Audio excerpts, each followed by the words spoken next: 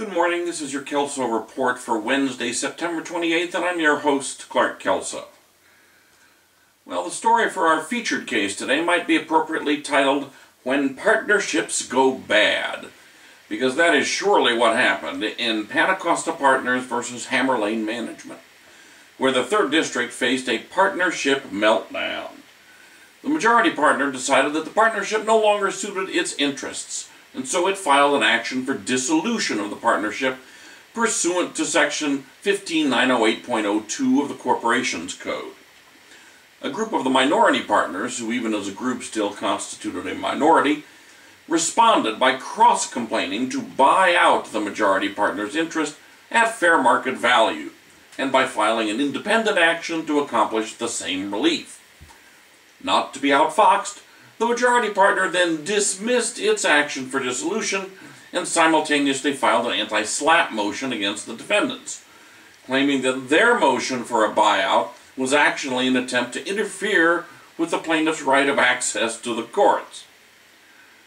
The 3rd District straightened out the judicial mess, but it clearly leaves the partners back where they started, essentially at each other's throats. Consistent with prior cases, the 3rd District held that dismissal of the underlying cause of action for dissolution left the trial court without jurisdiction to consider the buyout claim, because the statute which authorizes the buyout remedy, Section 15908.02, allows that remedy only as an alternative to dissolution under Section 15908.02. So when the request for dissolution was withdrawn, the basis for the buyout remedy disappeared as well. As for the anti-SLAPP motion, the 3rd District properly rejected the application of the anti-SLAPP statute to the minority partner's request for a buyout. If the court had not so held, virtually every responsive motion in every litigation would trigger an anti-SLAPP motion. And that is not what the legislature had in mind when it enacted the anti-SLAPP statute. As a result of the 3rd District's decision, the original request for dissolution is gone, the responsive request for a buyout is gone, and the anti-SLAPP motion, which had triggered an attorney's fee award, is also gone. The parties are back to square one, having wasted a lot of time in litigation fees in what turns out to have been a completely fruitless trip to the courts. And now our one-liners. First, in the area of administrative law.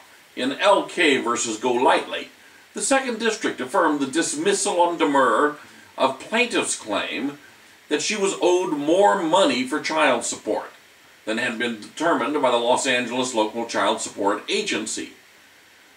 Pursuant to Section 17803 of the Family Code, the plaintiff could challenge the agency's final determination only by filing a writ of administrative review under CCP 1094.5 within 1 year after receipt of the agency's decision. The plaintiff did not file her complaint in state court until 16 months after the agency decision, and the 2nd District agreed with the trial court that the complaint had to be dismissed as untimely. And speaking of untimely, in Chitsaseda versus Kramer and Kaslow, the 2nd District agreed with the trial court that the defendant had failed to file its anti-SLAPP motion within the required 60 days after service of the complaint, and the trial court correctly struck the anti-SLAPP motion as untimely. In fact, the anti-SLAPP motion was not filed until 6 months after the complaint was filed, shortly after the defendant had filed a demur to the complaint.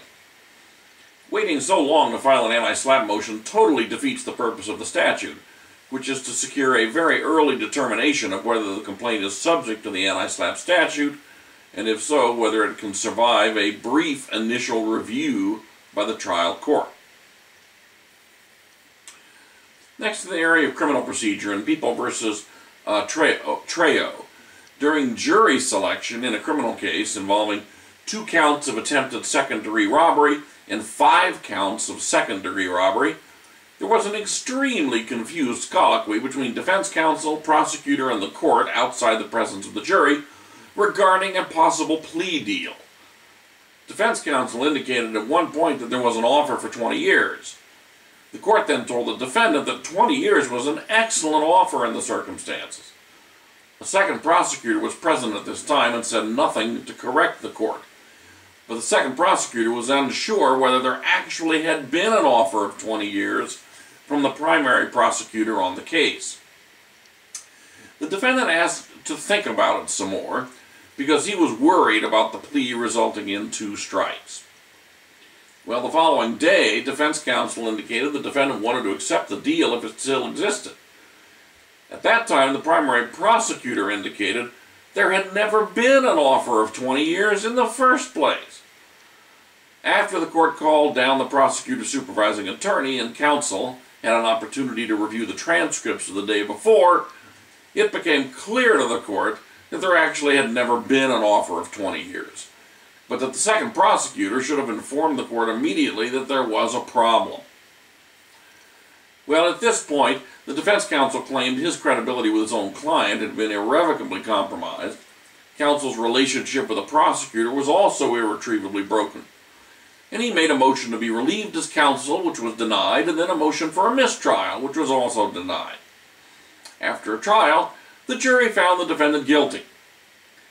The second district held that in these circumstances, there was no basis for a mistrial, since the record clearly demonstrated there was no offer of 20 years, and that even if there had been, the defendant had not accepted it prior to its termination or withdrawal. In a sense, this was another case of untimeliness. If the defendant had not asked for more time and had tried to take the 20-year deal that arguably was presented the day before, he might have been able to plead guilty and take a 20-year sentence, since the principal prosecutor was not present at that time to correct the court. Instead, he was found guilty and sentenced to a prison term of 40 years and 4 months. Well, finally, in the area of water law, in Hillside Memorial Park and Mortuary versus Golden State Water Company, the second district held that the trial court had jurisdiction to consider a modification to prior court orders dating back to 1961, governing water utilization from the Los Angeles West Basin. Accordingly, the trial court should have conducted an evidentiary hearing to consider the requested modification of the order. In addition, because the court's consideration of the request to modify its prior orders involved the exercise of the overriding best use of water pursuant to the California Constitution, the trial court should not have required the party seeking modification to finish drafting an environmental impact report before litigating a potential physical solution to be ordered by the court. So they remanded back to the trial court to get on with the merits of the motion to modify. And that's it for today's Kelso Report. Have a great day in the law.